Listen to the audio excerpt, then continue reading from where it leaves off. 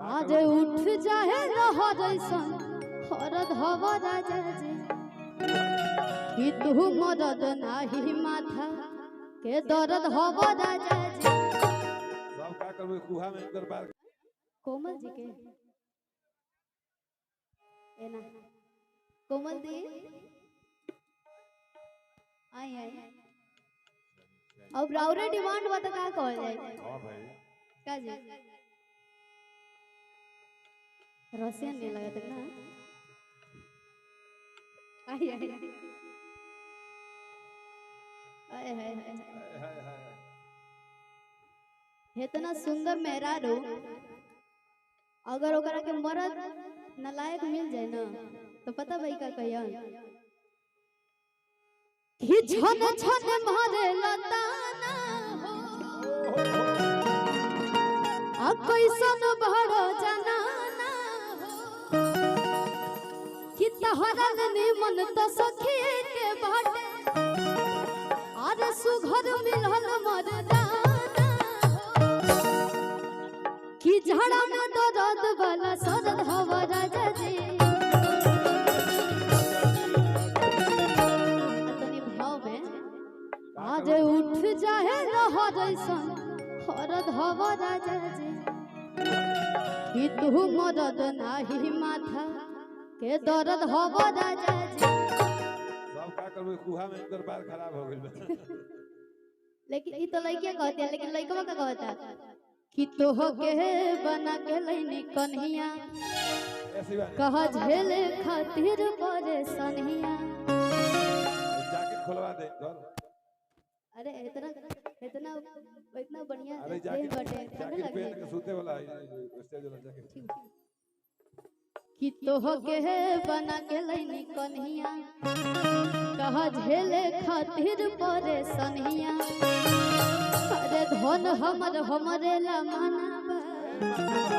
आका तो बैंक में रखाई जवनिया नहीं कह दरी कि मन में जे तहरा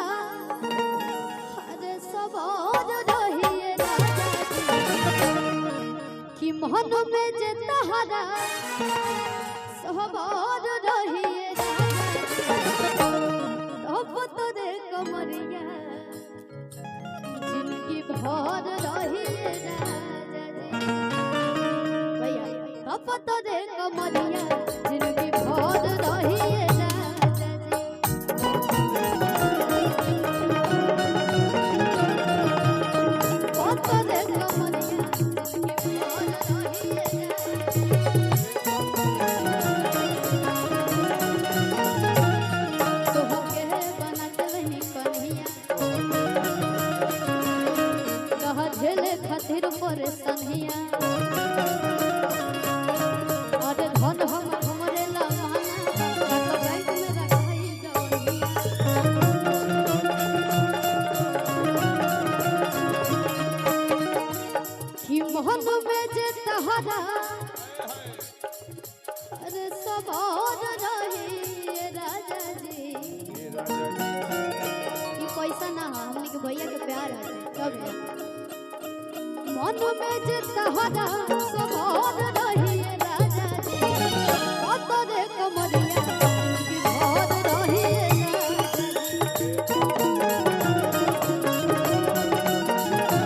कत रे कमरिया जिनकी भर रही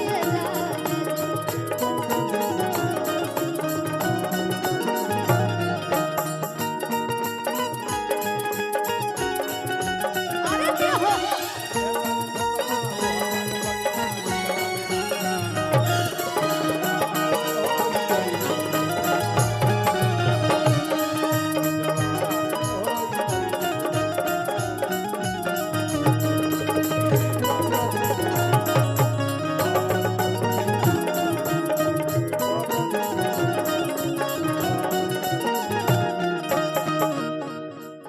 और पता बरोड़ा का कहता नहीं कि मैंने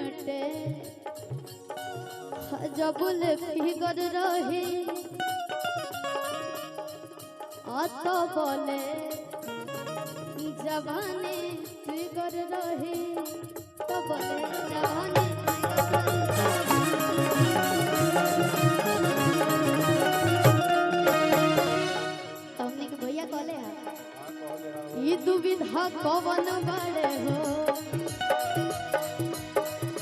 दिक्कत में पवन बड़े हो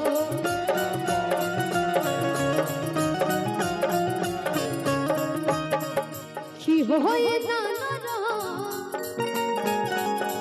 अखर खर रही राजा जी। हमने के भैया के तरफ से बहुत बहुत रुपए का आशीर्वाद हमरा के और कोमल दी के भी कि हो ये नाना